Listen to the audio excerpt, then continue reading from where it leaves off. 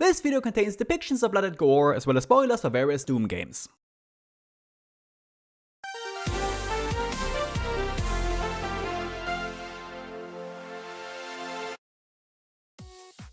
I recently made a video about a lost sequel for Wolfenstein 3D, which eventually got turned into Rise of the Triad. And today, we're going to be doing the same for Doom 1. No, not that it got turned into Rise of the Triad as well, but, well, we'll get there. I'd like to talk about a version of the game that we never received, but also kind of did? No, not the alpha, nor the beta, nor any other prototypes, but the Doom Bible. Written by its creative director Tom Hall on the 11th of the 28th, 1992, it details the direction the game was supposed to take. Things like the story, enemies, weapons, all that good stuff. For one reason or another that isn't really relevant to this video, a lot of it got cut. I'm only going to talk about the important parts because it really is detailed. But I'll include a link below so you can look at it yourself. Since the Bible is almost pure text, sprites and textures have been taken from Doom's prototypes. Anything that's missing, as well as the gameplay footage, is taken from Doom Delta, a fantastic mod by Dr. PieSpy. It aims to recreate Doom's cut features and focuses heavily on the Doom Bible especially. But more on that later. For now, let's head right in and begin with the story. Episode 1. Evil Unleashed, or All Hell Breaks Loose. Picture this, you're a soldier of the United Aerospace Armed Forces. You've been assigned to a military research base on the dark side of the giant moon Taitanga, aka the butt end of space. You're just chilling, playing cards with your friends, when suddenly, two portals open on the moon's surface. Everyone awake dies instantly, while those sleeping get possessed. But worst of all, your buddy loses his cap. No cap, on guard. Your group decides to check out the commotion, only to realize the base is now filled with corpses, strange symbols, and aliens. Instead of quarantining or leaving, you step through one of the portals. On the other side, you encounter two bees who kill your poor, headless buddy. You take them out, but oh no, the portal is closed. So you climb the circular rock wall surrounding you and realize you are in hell. And the only way out is through. As you can tell, this concept mostly made it into the finished product, except it was the UAC and Mars's two moons. While your buddies are mentioned in the official manual, they get slaughtered before the events of the game, making you the sole survivor. And incidentally, climbing out of a pit to end up in hell is how episode 3 begins. Oh, and fun fact, the name Taitanga can still be found on the computer graphics in the final game. Tanga also means thong in German, which makes it really interesting to read this. Episode 2, Lost in Hell, or To Hell and Back. You battle your way through hell, reaching an exit gate guarded by a force field. There's also a gatekeeper just called Big Boss Guy, who thinks you're not a real Doom fan if you don't play on ultraviolence. He seems to have been the original idea for the Cyber Demon. Mercifully, you lead him into the force field to destroy it. Freedom at last. Except, as you arrive back on Taitanga, the whole base is now overrun with demons. Interestingly, the concept of going to hell only to return to a corrupted space base was revisited in Doom 3 and Doom 2016. In Doom 1, it was seemingly reversed, which honestly makes for a much better climax. Episode 3, Knee Deep in the Dead. Yes, really. You fight your way to an attack cruiser and take off. While you're there, you figure you might as well bomb the portals and turn the moon into a fiery ball. Victory! Your adventure is over. Except not really, because there's actually a fourth episode called Armed Assault. You're now in jail for destroying the entire planet. You get out, but immediately get recruited to explore another gate to hell on the fabled moon of ? You enter hell again and find a human weapon the demon stole, but it's now attached to a huge techno demon. This sounds like the Cyber Demon once more, who does have a rocket launcher connected to his arm, as well as the Spider Mastermind. You steal it, return to base, it's filled with demons again, quelle surprise. Enter episode 5. Base Instinct. You fight for the base. Again. In your way stands, quote, some awful demon deal which you have to be clever to defeat. You know, as many ideas as this Bible has, it sure doesn't have many ideas. You decide that enough is enough and try to nuke hell entirely. But the big general demon, quote, touches a strange shaped tactical board, changing that area to the color of our dimension. Whatever that means. The idea of a general demon again sounds like the Spider Mastermind who masterminded the invasion. Episode 6, The Final Gate. Turns out there's one final gate, I get it, which you try to close, but the general demon prevents you from doing so. You can't actually kill him, so you have to destroy his controls instead. You blow them up, fly off, and nuke both the entire planet and the general demon, who threatens to awaken, quote, the Ancient Ones. This concept seems to have been revisited in Doom 64, where the Mother Demon resurrects previously killed monsters. Congratulations! You made it through the original Doom 1. All of these episodes were likely meant to be distributed via ordering, similar to the final game. But there was also a standalone commercial game planned, Chaos Awake. The general demon isn't dead after all, but has brought hell to Earth. Basically, Doom 2. You fight your way to his palace to confront him, but then... Okay, this part is really difficult to read.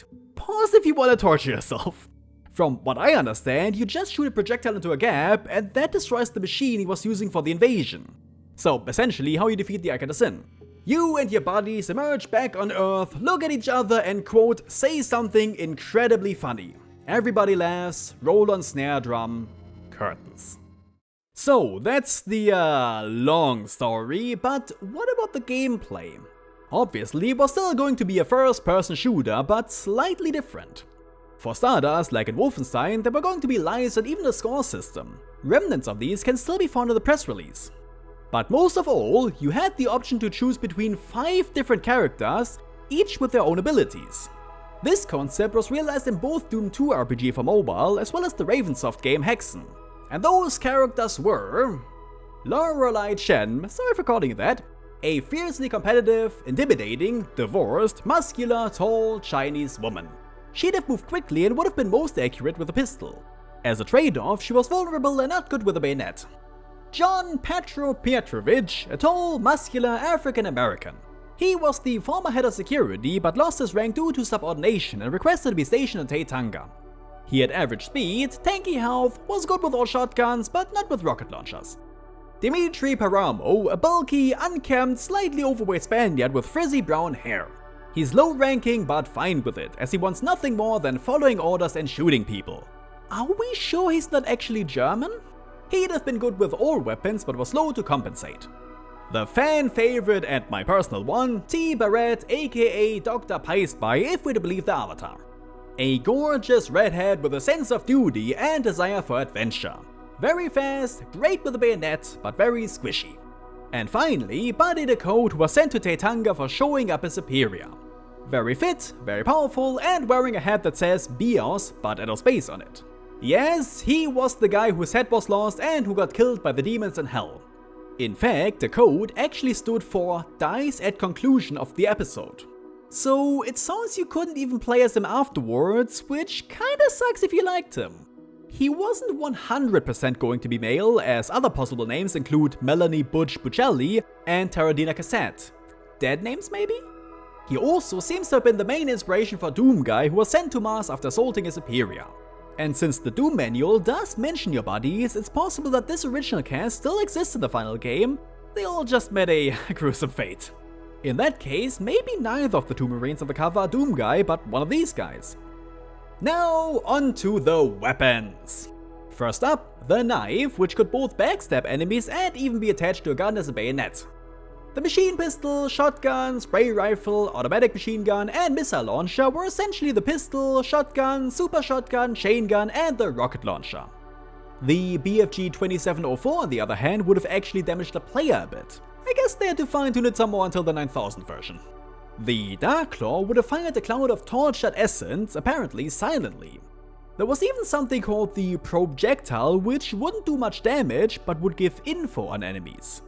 And finally, the infamous Unmaker, which would have hurt pure demons most and ran on human souls. This weapon was somewhat revisited in both Doom 64 and Eternal, despite working completely different there. As for items, on top of the regular health and armor were energy fields. These would have acted similar to armor, but for different damage types. Some would just negate damage, others would deflect attacks, and one would even harm enemies that touched you. A wholly unique item is the Chaos Sphere, which would make all enemies fight each other. And speaking of enemies, there were the classic possessed humans. Joining them were the flying imps, some shooting spikes and fire. I assume these were much smaller, like actual imps, similar to the ones from Heretic and Hexen.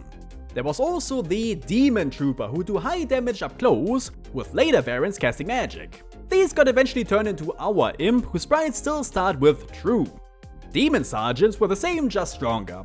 That sounds a lot like the Brand of Hell, though it's actually the Pinky whose sprite starts with Sarge.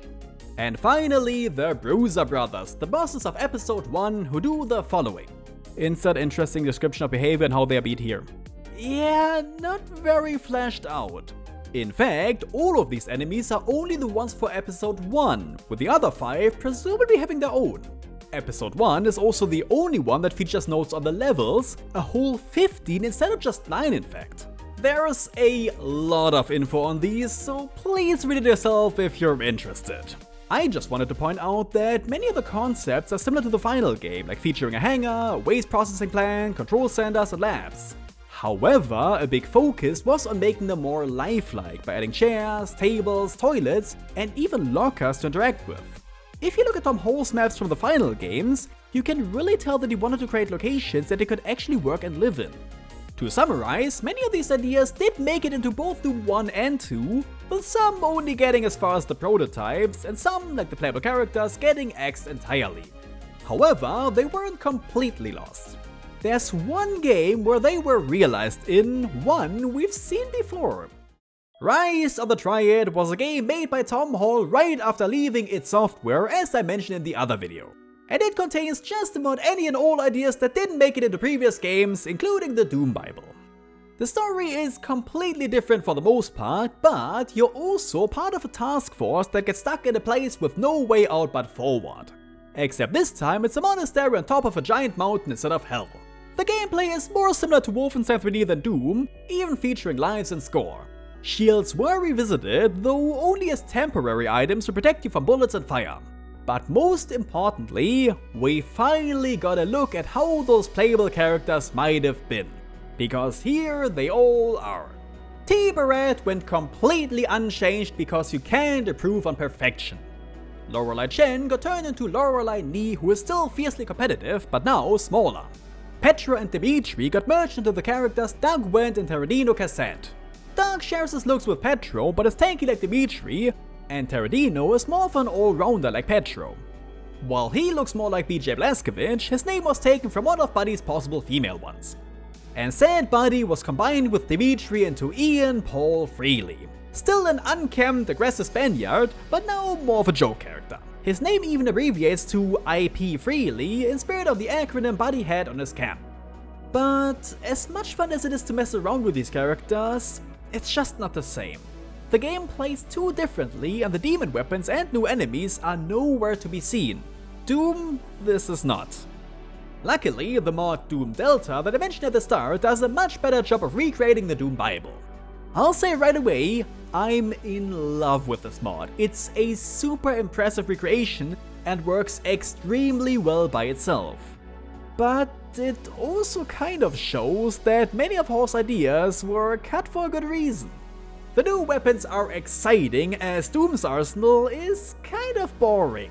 So the Darkclaw and Unmaker especially gives some much needed variety. But I vastly overestimated how much I prefer rifle over the pistol. It's cool for a few levels, but after obtaining the machine gun, it becomes just as obsolete. Even the knife/bayonet is just a melee weapon in a game with bad melee combat.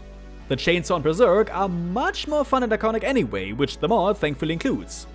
Shields, however, are incredibly useful and would have made the final game a million times better.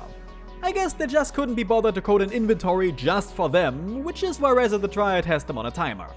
The score system, on the other hand, is just as pointless here as in that game. Collecting the items isn't interesting and slows down the pace. I already don't like to go for all the items in the vanilla game, because searching for teeny tiny health bonuses across massive maps just isn't fun. Plus, it's kind of confusing as they sometimes look like alpha ammo. As for the playable characters, well, I like being able to choose between different stats to customize my playing experience. And they do fit the episodic nature of the game perfectly, as you can try out a new character for each one. But once you're about 2 to 3 levels in, you kinda start to forget about them. The differences in abilities are minuscule and they still share all the weapons and items, unlike in Hexen. That's not Dr. PieSpy's fault, they stuck very close to the Bible and even added their own tweaks to make the characters more fun to play. I just don't think they work in general, same here as in Rise of the Triad. If for instance the faster characters could only use light weapons, or if tankier ones were invulnerable to toxic floors, it'd be another story. But at the end of the day, you still complete these levels the exact same way each time, just either faster or slower. So it's a neat addition, but not one that I really lament not having in the final game. And that's actually how I feel towards the Doom Bible in general.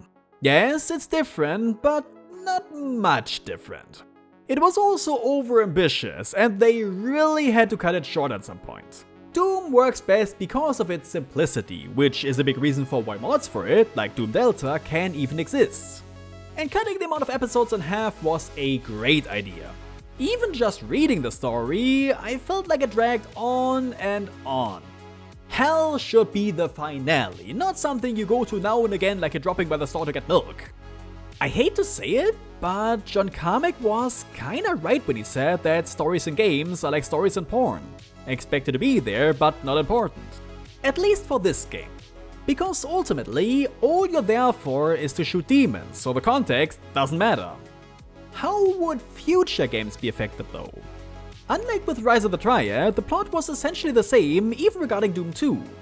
The different characters, however, could have really changed a lot of things. Imagine Doom Eternal with 4 other characters to choose from, each with their own unique weapons. How would the lore have been affected by so many Doomslayers? Doom 3 on the other hand might not have happened at all, as it already was based a lot on the Bible. The same goes for Doom 64, which I doubt could have even supported so many different weapons and enemies. Rise of the Triad would have never been a thing either, and maybe not even Doom 2 RPG. All of these games took individual concepts and put their own spin on them.